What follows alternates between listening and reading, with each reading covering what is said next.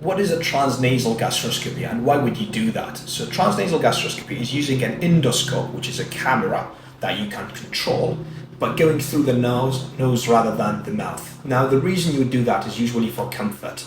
Transnasal gastroscopes are a lot smaller than standard gastroscopes, and they have become very good in the past few years. Now, you want to go through the nose because you can numb the nose quite well, but also for a couple of reasons. You want to avoid touching the back of your throat. So if you look at the camera or at the screen, for example, now, going through the mouth means that you have to pass through the back of the tongue and touch this sort of, an organ called muscularis uvula.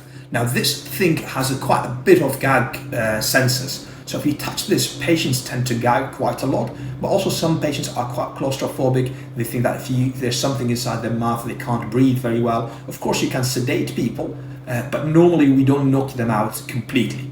Now, transnasal gastroscopy means you go through the nose, okay? You numb it completely, you can numb it very well. So you use some medication that sometimes when you numb it, you can even go with needles to take biopsies from brain lesions. Obviously, we don't do that in endoscopy, but you can numb the nose and then you go behind what you would normally do with a normal gastroscope.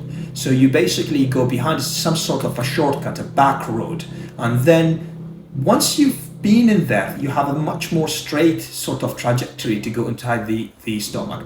After that, it is really it is the same. So basically you go through the nose with a scope and then we point to where we go and then we push and then go inside, have a look inside the stomach itself, which is this muscular organ, and then have a look inside the duodenum, take a few samples and tell you your diagnosis.